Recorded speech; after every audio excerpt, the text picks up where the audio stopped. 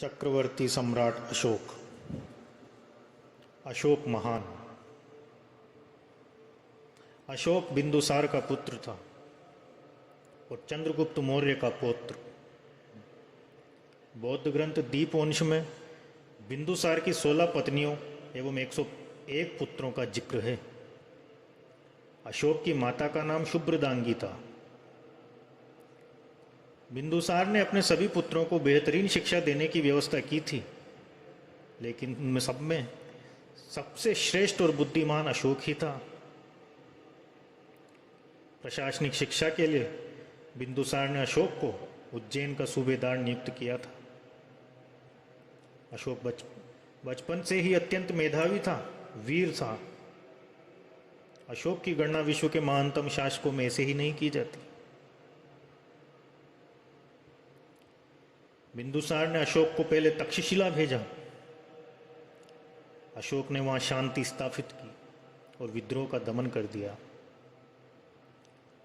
इस प्रकार अशोक ने अपने पिता के द्वारा दिए गए सभी प्रशासनिक कार्य सफलतापूर्वक किए। जब 273 ईस्वी पूर्व में बिंदुसार बीमार हुआ, तब अशोक उज्जैन का सूबेदार था, या कहें कि राज्यपाल था। पिता की बीमारी की खबर सुनते ही वो पाटलिपुत्र के लिए रवाना हुआ, लेकिन रास्ते में ही उसे समाचार मिला कि सम्राट बिंदुसार की मृत्यु हो गई है। अशोक को उसके परिवार के लोग कुछ खास पसंद नहीं करते थे। युवराज न होने के कारण अशोक उत्तराधिकार से भी बहुत दूर था, लेकिन अशोक की योग्यता इस प्रकार की थी कि सभी उसे सम्राट चाहते थे। देखा जाए तो अशोक ही एकमात्र बेहतर उत्तराधिकारी भी था। बहुत से लोग अशोक के पक्ष में भी थे। इस प्रकार सरदारों सामंतों की मदद से 4 साल के कड़े संघर्ष के बाद 269 ईस्वी पूर्व में अशोक का औपचारिक राज्याभिषेक हुआ। सिंहली अनुश्रुतियों के अनुसार बिंदुसार की मृत्यु के बाद 4 वर्षों तक उत्तराधिकार का जो संघर्ष चला, इस उत्तराधिकार के संघर्ष में अशोक ने अपने 99 भाइयों की हत्या कर दी। अशोक ने केवल एक ही भाई तिष्य या विट अशोक, उसे ही जीवित रखा। बाकी 99 भाइयों को उसने मौत के घाट उतार दिया।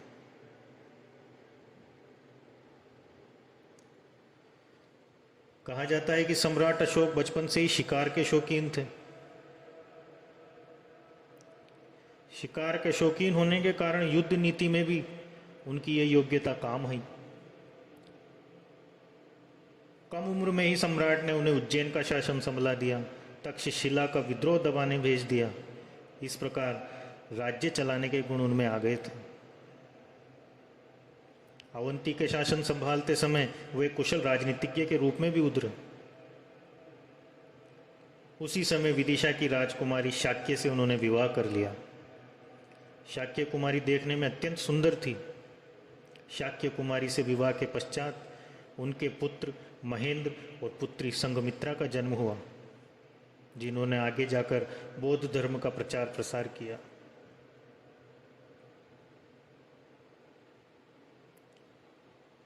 राज्याभिषेक के 8वें वर्ष में एक अत्यंत महत्वपूर्ण घटना घटी, जिसने अशोक के जीवन को ही नहीं अपितु भारतवर्ष के इतिहास को ही बदल कर रख दिया। वो घटना थी कलिंग का युद्ध। अशोक अब अपनी निपुणता से एक बड़े राज्य का अधिकारी तो था, परंतु कलिंग अब भी उससे दूर था। उसे शत्रुओं का भय नहीं था। राज्य में सर्वत्र शांति और खुशहाली थी, परंतु फिर भी कलिंग तो उससे दूर ही था। यह बात उसको खटकती थी। कलिंग राज्य कभी नंद साम्राज्य के अधीन था, किंतु एक शक्तिशाली राज्य होने के कारण उसने अपनी पराधीनता से मुक्ति पा ली थी। अशोक के पराक्रम, सैन्य बल तथा नीति निपुणता से कई राज्यों ने मगध की अधीनता स्वीकार कर ली थी, किंतु कलिंग ने मगध की अधीनता स्वीकार नहीं की। यहां तक कि बिंदुसार ने भी अपने दक्षिण अभियान में कलिंग को छेड़ना उचित न समझा था। हाँ, सब तरह से कलिंग को घेर कर अवश्य रखा गया था। इस कारण अशोक ने दिन प्रतिदिन बढ़ते हुए शक्तिशाली कलिंग को जीतने का निश्चय कर ही लिया। अशोक और कलिंग का घमासान युद्ध शुरू होने वाला था। कलिंग का राजा खारवेल माना जाता है। जिस समय कलिंग का युद्ध हुआ उस समय खारवेल ही कलिंग का राजा माना गया है। कई ग्रंथों में और साहित्यों में और भी नाम मिलते हैं, परंतु मानक ग्रंथों में और साहित्यों में खारवेल ही कलिंग का राजा माना गया है।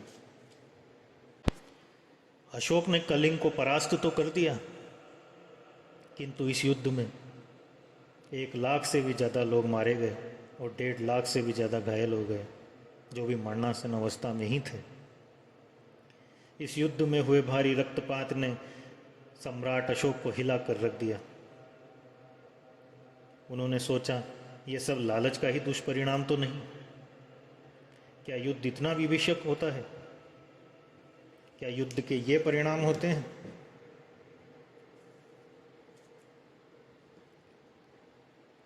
इस घटना के बाद अशोक का झुकाव बौद्ध धर्म की ओर चला गया। उन्होंने बौद्ध धर्म अपना लिया और अहिंसा के पुजारी बन गए।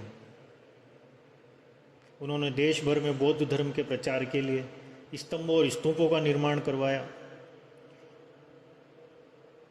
विदेशों में बौद्ध धर्म के विस्तार के लिए भिक्षुओं की टोलियां भेजी, जिसमें उनके पुत्र और पुत्री भी शामिल थे। जगह जगह भगवान बुद्ध की प्रतिमाएं बनवाई। इस प्रकार उन्होंने बौद्ध धर्म के प्रचार में कोई कसर नहीं छोड़ी। अशोक का धम्म। अशोक ने अपनी जनता के नैतिक उत्थान हेतु जो नियमों की संहिता प्रस्तुत की, उसे अभिलेखों में धम्म कहा गया है। सर्वप्रथम अशोक को निग्रोध नामक बालक ने बौद्ध धर्म से दीक्षित किया, लेकिन मोगली पुत्ततीस के प्रभाव में आकर वो पूर्णतः बौद्ध हो गया था। ये दो मुख्य बौद्ध भिक्षु माने जाते हैं, जो ही कारण थे कि अशोक शैव धर्म से बौद्ध धर्म की ओर चला गया।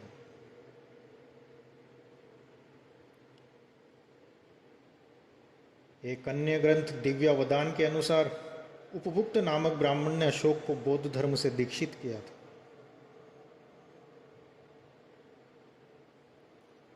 इस प्रकार हमने देखा कैसे एक विभीषक युद्ध ने एक महान सम्राट को अहिंसक सम्राट के रूप में परिवर्तित कर दिया।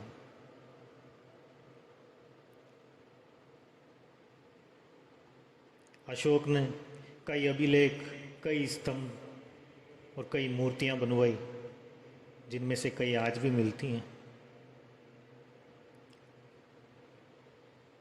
कलिंग के बाद उसने अहिंसा के द्वारा ही शासन किया। उसके बाद उसने कोई युद्ध नहीं लड़ा। अशोक ने इस प्रकार करीब 40 वर्ष तक शासन किया और 234 ईसा पूर्व के आसपास उसकी मृत्यु बताई गई है। उसके कई संतान तथा पत्नियां थीं। उनके बारे में अधिक जानकारी नहीं मिल पाती है। हालांकि अशोक की मृत्यु के बाद भी करीब 50 वर्ष तक मौर्य राजवंश ने शासन किया। इस प्रकार एक महान सम्राट की महान यात्रा का अंत हुआ। इस महान सम्राट ने चंद्रगुप्त मौर्य की चली हुई रीति को आगे बढ़ाया और उससे कहीं आगे जाकर इस देश को अखंड भारत के रूप में स्थापित किया और अखंड भारत के महान सम्राट के रूप में शासन किया। यही नहीं, एक और जहाँ वीरता के उदाहरण प्रस्तुत किए, वहीं अहिंसा का पाठ भी पढ़ाकर अशोक महान चले गए। अशोक को महान यूं ही नहीं कहा जाता। नमन है ऐसे शासक को। आने वाले अंक में भारतवर्ष के ऐसे ही महान शासकों के बारे में हम जानेंगे। अगर आपको मेरा प्रयास सराहनीय लगे तो वीडियो को लाइक करिए, चैनल को सब्सक्राइब करके मेरा हौसला बढ़ाइए। जय हिंद, जय भारत।